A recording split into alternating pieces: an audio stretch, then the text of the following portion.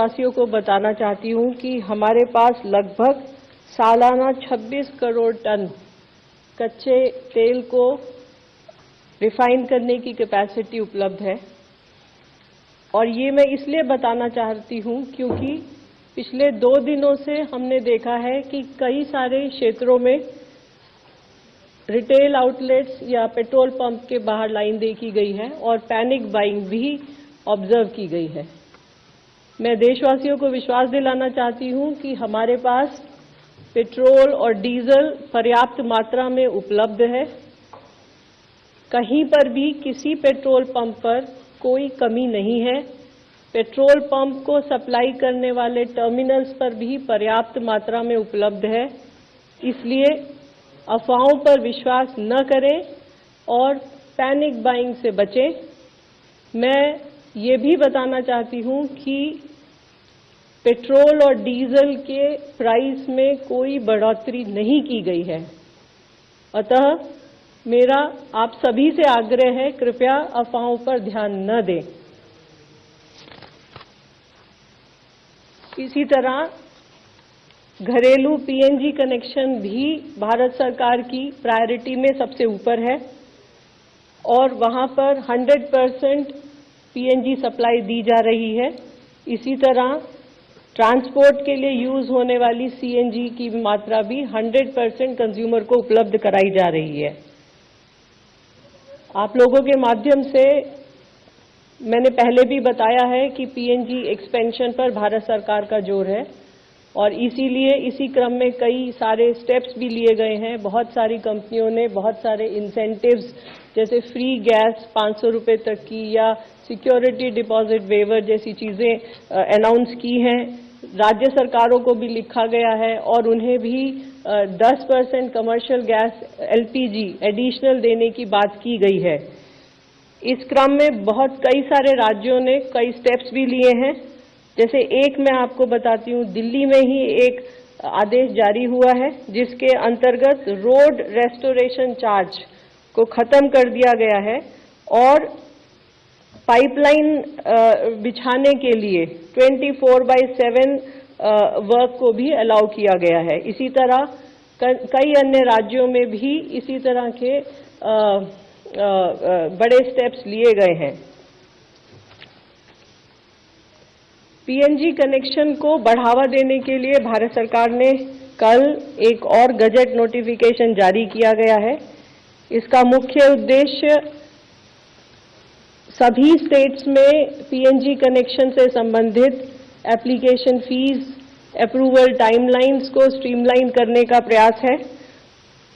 इन सभी whatever steps have been taken till now have started showing us good results। पिछले लगभग 25 दिनों में 2.5 लाख नए कनेक्शन दिए गए हैं। इसके अलावा लगभग 2,20,000 ऐसे कंज्यूमर्स हैं जो एलपीजी से पीएनजी पर शिफ्ट हुए हैं। इसके अलावा 2.5 लाख नई एप्लीकेशन या रजिस्ट्रेशन भी प्राप्त हुए हैं।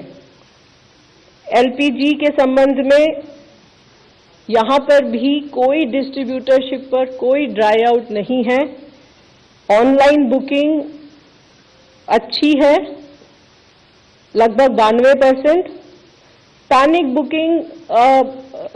बुकिंग तो नहीं कहूंगी, लेकिन बुकिंग का लेवल जरूर ज्यादा है, लेकिन डिलीवरी पूरी तरह सामान्य है। जैसा कि मैंने पहले बताया कि 21 तारीख को भारत सरकार ने कमर्शियल एलपीजी का क्वांटिटी 20% से बढ़ाकर 50% किया और उसमें भारत सरकार ने सभी स्टेट गवर्नमेंट से रिक्वेस्ट किया कि dhaba, hotel, industrial canteen, community kitchens या कैंटीन्स, सब्सिडाइज कैंटीन्स जो राज्य सरकार या लोकल बॉडीज चलाती हैं, उन सभी को प्रायोरिटी दी जाए। इसके अलावा जो माइग्रेंट लेबर हैं उनको भी 5 किलो के सिलेंडर देने में प्रायोरिटी की जाए। इन सब के फलस्वरूप लगभग अभी तक 26 स्टेट्स ने 22,000 टन कमर्शियल एलपीजी एलोकेट की है और allocation is all over the country. जहां पर राज्य सरकार ने एलोकेट किया है वो भी है इस क्वांटिटी में, और जहां हमारी ऑयल मार्केटिंग कंपनीज दे रही हैं वह मात्रा भी इसमें सम्मिलित है।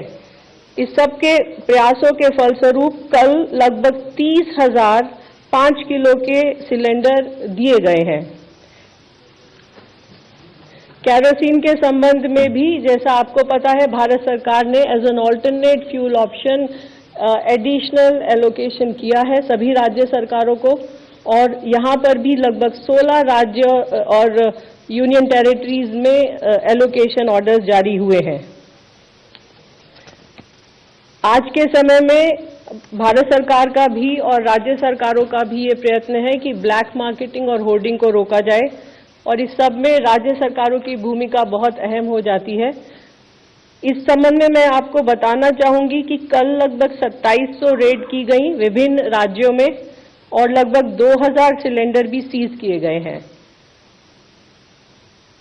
उत्तर प्रदेश, महाराष्ट्र, तेलंगाना, छत्तीसगढ़ में अच्छी रेड्स हुई हैं और काफी मात्रा में सिलेंडर्स भी सीज हुए हैं। इसके अलावा ऑयल मार्केटिंग कंपनीज के ऑफिशियल्स के द्वारा भी सरप्राइज इंस्पेक्शन जारी हैं। अभी तक लगभग 290 शो कॉज नोटिस इशू किए जा चुके हैं।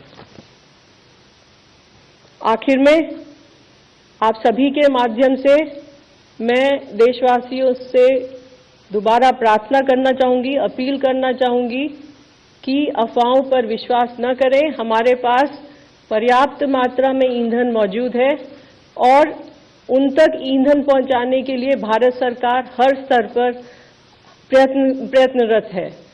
धन्यवाद।